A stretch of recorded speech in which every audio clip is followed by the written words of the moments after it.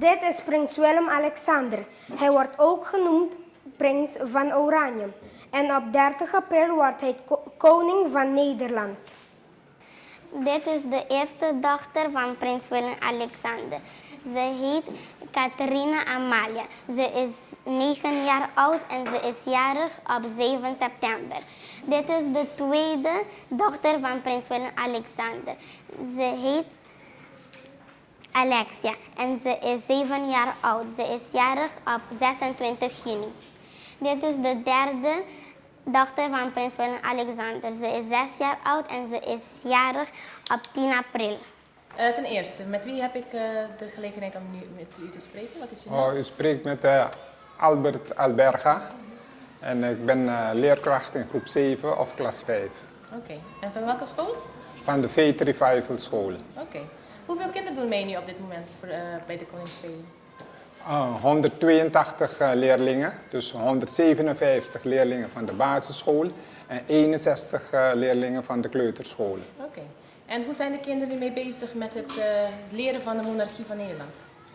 Ja, ze krijgen nu lessen hoe het Koningshuis in elkaar zit en hoe de bloedlijn loopt. En zodat ze weten wie de moeder was van koningin Beatrix. Okay. En wie de oma was van koningin Beatrix. En wie de kinderen zijn, hoe ze allemaal heten van de nieuwe koning. Oké, wat goed.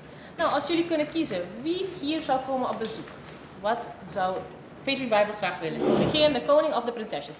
Graag de koning, want de koning vertegenwoordigt de bloedlijn van de monarchie. Dus... Okay. Leuk. En hoe gaat het verder met de voorbereiding voor de dag zelf? Oh, prima. De kinderen zijn enthousiast bezig en materialen te brengen naar school, zodat wij de kroon kunnen uitzetten op de speelplaats. Oh, wat goed, wat leuk. En ook met decoreren zijn ze al druk mee bezig? Ja, dus tijdens handvaardigheidslessen worden de decoraties gemaakt voor die dag. Oh, wat goed. Welke spelletjes zal het leukste zijn op die dag zelf? De uniekste? Op die dag zullen we ze laten balanceren met de kroon op. En dat ze een kroon op hebben. En ze moeten zorgen dat die kroon niet wegwaait en toch zo stevig op hun hoofd blijft zitten. En waarom is dit jaar Koningsspelen zo speciaal voor jullie? Het is speciaal voor ons omdat het heeft te maken met de kroning van de koning. Dus we willen hem herdenken. Wat er allemaal plaatsvindt op die dag willen wij ook, ondanks we op zo'n grote afstand, ook een beetje van genieten.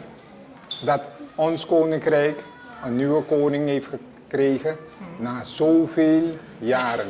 Wat leuk. Ja. En hoe vonden de kinderen toen ze wisten dat ze mee zouden doen aan Koningsspelen? Wat vonden ze daarvan? En de leraren ook natuurlijk. Prachtig. De kinderen waren wild enthousiast en iedereen nam materialen mee van huis of was thuis bezig om een kroontje te maken. En iedereen deed heel enthousiast mee. Oh, hartstikke fijn. Nou, dankjewel voor je tijd. Ja.